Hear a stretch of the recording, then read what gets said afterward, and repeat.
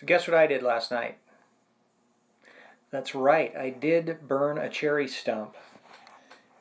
Yeah, it probably takes about,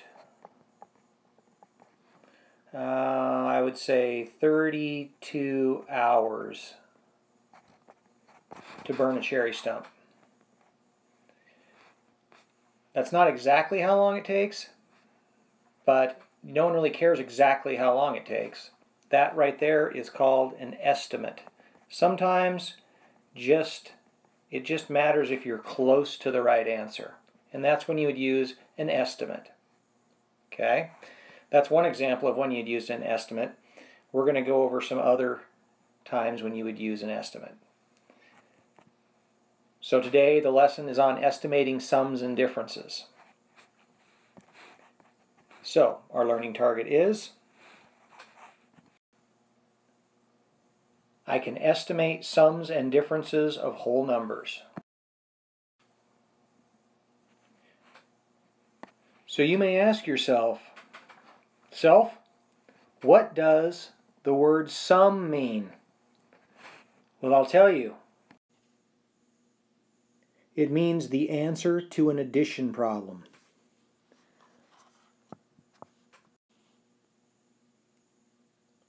Well, that's fine, but what does differences mean?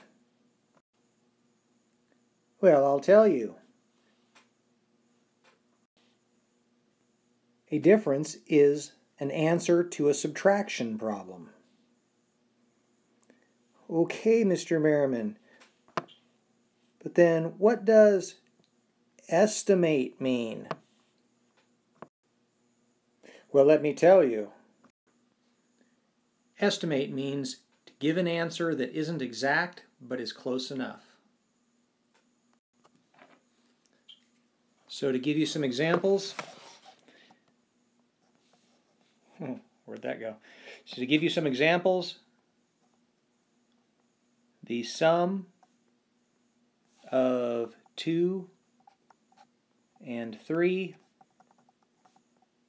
is 5, because that means what is 2 plus 3. And the difference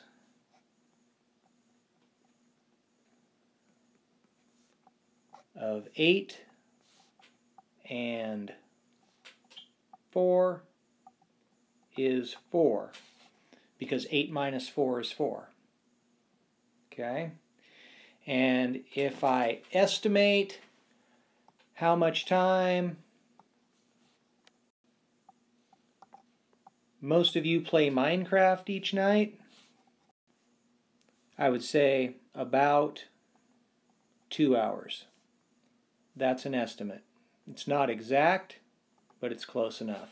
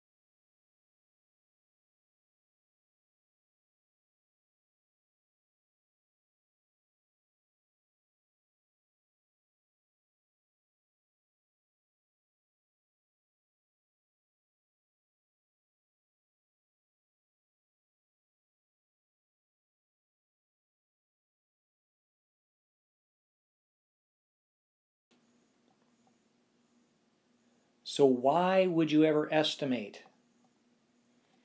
Well, you would estimate if you are at the store and you're trying to figure out how much something's going to cost. For instance, if you are buying 6 candy bars at 98 cents each and the cashier tells you it costs $10,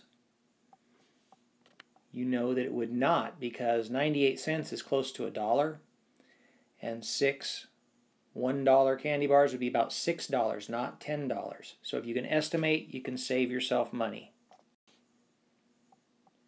We also can estimate when we're trying to figure out how much time something's going to take. If your parents say, hey, how long is it going to be till you get home after school? And you say about 15 minutes, that's an estimate. Okay? Basically, we estimate when we don't need an exact answer.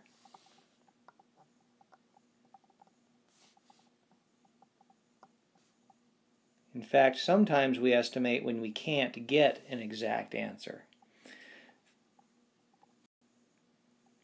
For instance, you don't know exactly how long it's going to take you to get home, but 15 minutes might be close enough.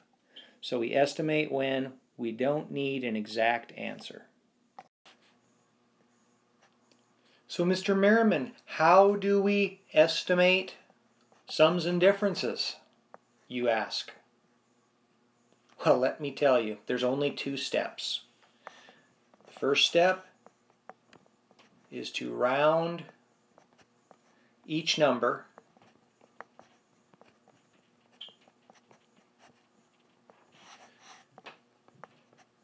to make it easier.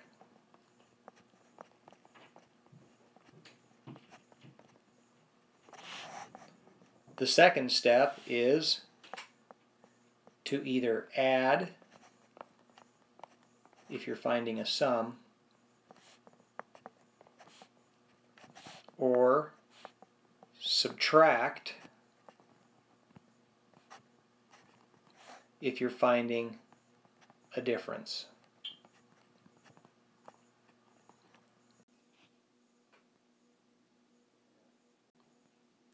So let's practice that by trying a couple problems.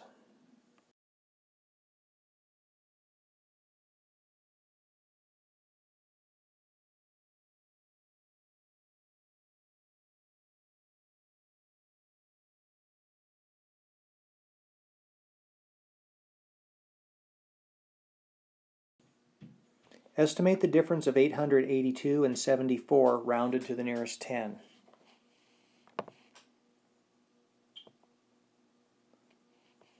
So I'm going to write down 882, and I'm going to write down 74.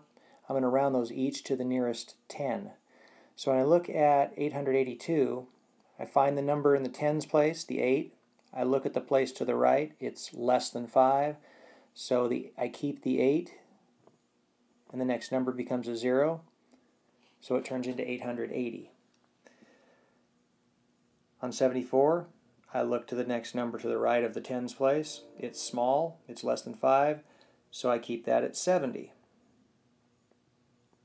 And now I'm finding the difference, which means subtract. So 0 minus 0, 8 minus 7, and bring down the 8. 810 is my answer. First I rounded, then I subtracted. Last problem.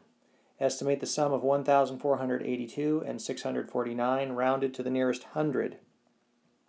So I'm going to round each number to the nearest 100. And then I'm going to add because it says find the sum.